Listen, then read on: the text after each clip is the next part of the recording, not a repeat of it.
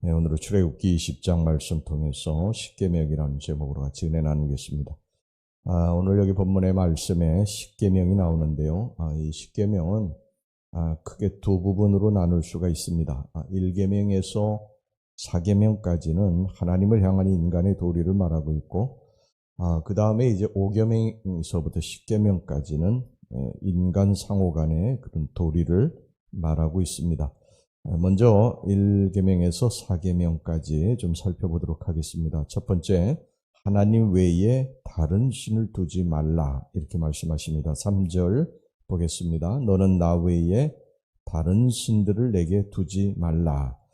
오늘 여기 본문에 제시된 나 외에라고 하는 히브리어의 알파나이라는 말은 나를 넘어서 또 나를 대항해서 나의 곁에, 이런 의미를 함축하고 있습니다. 결국 이 표현은 하나님 이상의 그 어떤 존재도 허용해서는 안 되고, 하나님과 함께 사랑한다든지 또 하나님보다도 더 사랑하는 것이 있어서는 안 된다는 뜻입니다.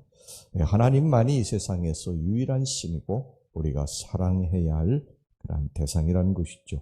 로마에는 이 만신전이라고 있었어요. 만 가지 신을 모셔놓은 그런 신전인데, 여기에 예수라고 하는 신도 모셔놓은 그런 부분이 있었어요. 그러니까 예수라고 하는 신도 그냥 만신 가운데 하나. 근데 초대교회 성도들은 이걸 거부한 것이죠. 성천하지의 유일하신 하나님, 그 하나님을 우리는 믿는다. 그래서 자기 목숨들을 내걸고 죽음의 길로 간 것입니다.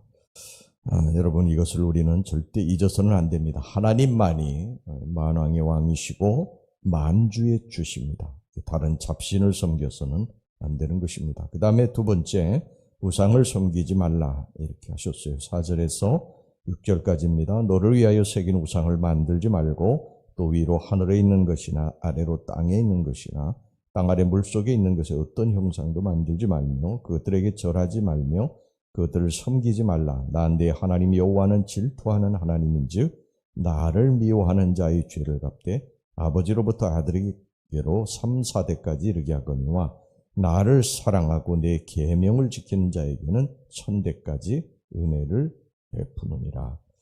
하나님께서 단호한 어조로 너를 위하여 새긴 우상을 만들지 말라, 그렇게 말씀을 했어요. 우상이라고 하는 것은 원래 이 생명력 없는 그런 나무라든지 돌이라든지 이런 것에 자기들이 나름대로 생명을 불어 살아있다 이렇게 생각하고 절하고 섬기는 것, 이것을 이제 우상이라고 하는 말로 이게 사용하는데, 이게 페세르라고 하는 말이 그런 뜻입니다. 이게 생명 없는 것, 생명을 불어넣는다.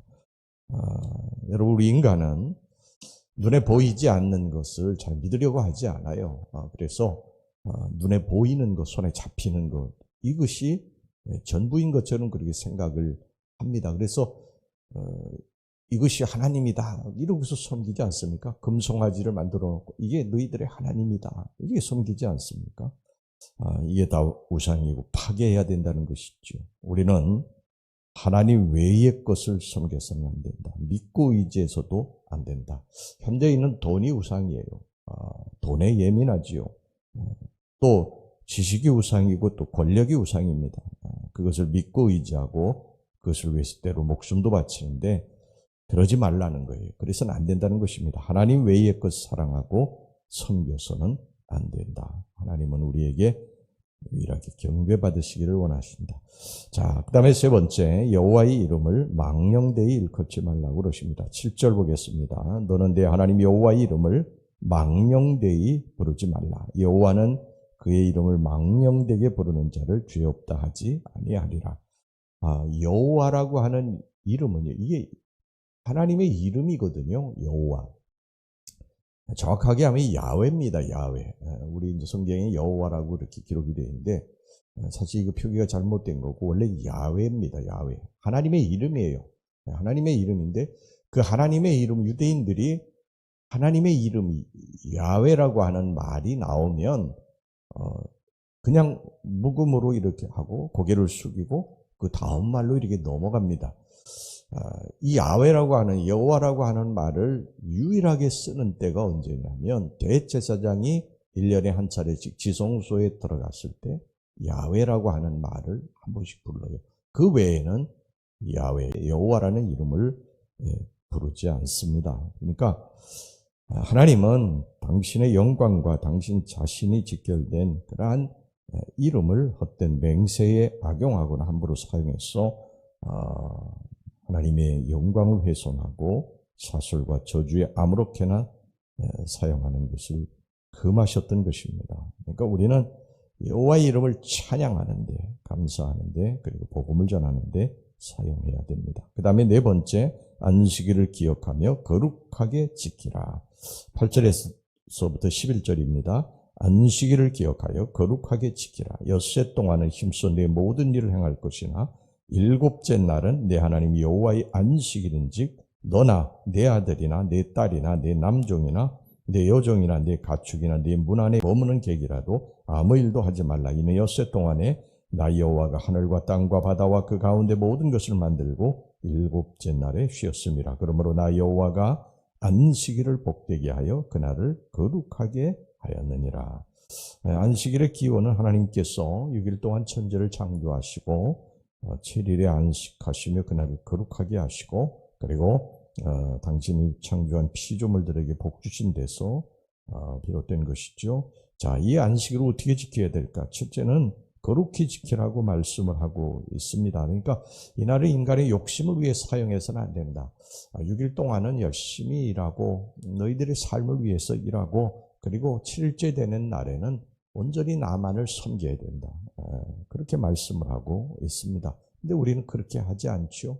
7일까지도 하나님의 날까지도 어떻게 해서든지 내 욕심을 위해서 탐욕을 위해서 즐거움을 위해서 그렇게 사용하는 것을 보게 됩니다. 이거 하나님께서 금하신 것이고 주일 하루는 거룩하게 하나님 앞에 영광 돌리고 하나님이 기뻐하신 일을 하면서 우리가 살아야 된다. 그 다음에 둘째, 엿새 동안 힘써 일함으로 지켜야 된다. 열심히 일하고 또 쉬어야 된다고 하는 것입니다. 지금도 하나님의 말씀을 순종하고 또 그렇게 사는 사람도 있고 그렇지 않은 사람도 있어요. 주일 지키라고 해도 그날을 자기의 어떤 즐거움이나 편하게 쉬는 날로 그렇게 지키는 행하려고 하는 사람도 있는데 이것은 잘못된 것이죠. 지금도 말씀을 지키고 사는 사람과 또 그렇지 못한 사람이 있습니다. 그러나 우리는 말씀대로 살아야 돼요. 하나님 말씀대로. 이것이 하나님을 영화롭게 하는 것인 줄로 믿습니다. 그 다음에 이웃과의 바른 관계에 대한 계명을 좀 살펴보겠습니다. 이제 5계명서부터 10계명인데 다섯 번째, 부모를 공경하라 이렇게 말씀하고 있어요. 12절, 내 부모를 공경하라. 그리하면 내 하나님 여호와가 내게 준 땅에서 내 생명이 길리라. 여기서 공경하라고 하는 히브리 말이 카베드는요, 하나님을 받들어 섬기는 상태를 일컬는 그런 단어예요. 이건 하나님을 공경할 때 쓰는 단어예요. 그런데 이 카베드라고 하는 말을 부모에게 썼다는 거예요. 부모. 그러니까 이 부모를 공경하는 것을 하나님 공경하듯이 해야 된다. 부모를 그렇게 높여야 된다는 거예요. 여러분, 부모를 공경하는 자에게 하나님께서 약속하신 것이 두 가지가 있는데 장수와 축복입니다. 이게 하나님의 약속이에요. 그래서 자식이 여럿이 있어도 부모를 모신 자식에게 하나님 복을 주세요. 나중에 보면 그렇습니다. 하나님의 약속이기 때문이죠. 그 다음에 여섯 번째, 살인하지 말라. 13절, 살인하지 말라 이렇게 말씀하죠. 생명의 주인은 하나님이십니다. 이 인간의 생명을 빼앗을 수 없습니다. 하지만 여기서 이제 살인하지 말라고 하는 것은 사람들을 칼로 찌르고 그렇게 죽이는 그런 것만을 문자적으로 그런 것만을 의미하는 것이 아니고요.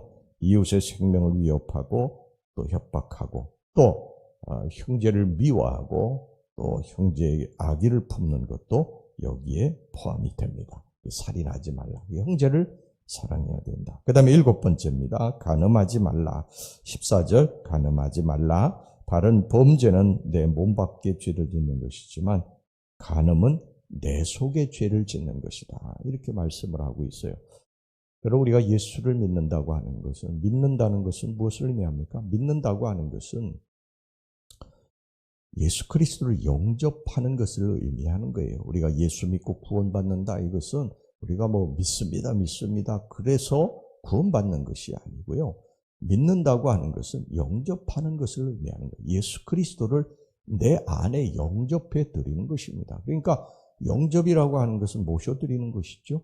예수 그리스도를 내 안에 모셔드린 사람들이 구원받은 사람들이. 그러니까 우리가 구원받았는데 예수님이 어디 계시냐? 성령님으로 내 안에 와 계시는 거예요. 고린도전서 3장 16절에 그렇게 말씀하지 않습니까? 성령님이 내 안에 전삼아 여기 계시는 것입니다. 그렇기 때문에 우리가 말하는 것도 조심해야 되고 생각하는 것도 조심해야 되고, 그리고 여기 보면 간음하지 말라고 하는 것은, 간음이라고 하는 것은 다른 범죄는 다 밖에서 저지르지만 간음은 안에다 저지르는 거기 때문에 성령님이 계신 이 전 안에서 악한 일을 저지르는 것이기 때문에 여러분 이것을 조심해야 되는 것입니다. 자, 그 다음에 8번째, 도적질하지 말라. 15절입니다. 도둑질하지 말라. 타인의 것을 빼앗는 것, 또 사기치는 것, 피해 입히는 것, 이런 것들이 다 여기에 속한다고 할 수 있습니다. 하나님은 내가 정직하게 땀 흘려 버는 것을 기뻐하시고 이런 사람을 축복하십니다. 그 다음에 9번째, 이웃에게 거짓 증거하지 말라. 16절, 내 이웃에 대하여 거짓 증거하지 말라. 여러분, 거짓이라고 하는 것은 사탄에게서 오는 거예요. 사탄은 거짓말쟁이에요. 요한복음 8장 44절에 보면은 사탄은 거짓의 아비라 그랬습니다. 여러분, 아담과 하와를 타락시킬 때 사탄이 거짓말하지 않았습니까? 뱀이 거짓말하지 않았어요? 하나님이 너 이 선악과를 따먹고 눈이 밝아져서 하나님같이 되는 것을 하지 못하게 하기 위해서 하신 것이다. 그렇게 하면서 이렇게 이간질하지 않습니까? 그러니까 성도가 거짓을 말하고 거짓된 행동을 한다는 것은 이게 사탄에게 붙들려 있다는 거예요. 예수님은 정직하신 분인데 사탄은 거짓입니다. 거짓의 아비입니다. 우리 양심을 속이고 거짓을 일삼아서는 안 됩니다. 우리는 비록 자신이 손해를 보고 자신의 생명이 위협받는 상황에서도 하나님의 사람답게 진실을 말하고 진리를 쫓을 수 있어야 되겠습니다.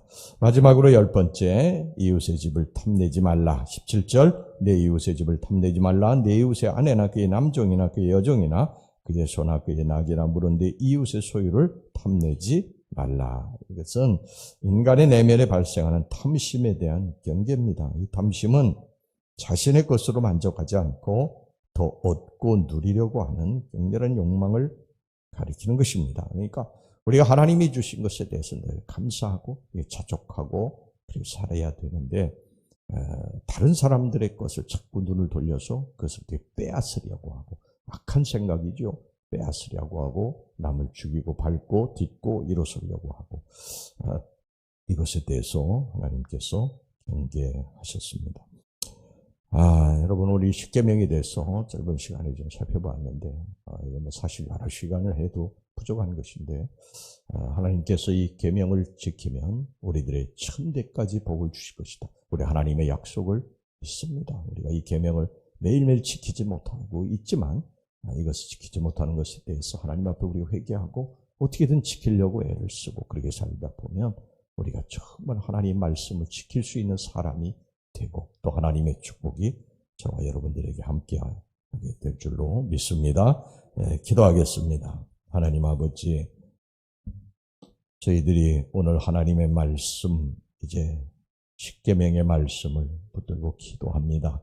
우리 주님, 우리들의 삶에 하나님이 주신 이 계명을 저희들 최선을 다해서 지킴으로 말미암아 우리들의 심령이 평안하고 우리의 가정이 축복받고 천대까지 복을 누리는 우리 성도들이 되게 주시옵소서. 예수님의 이름으로 기도하옵나이다. 아멘.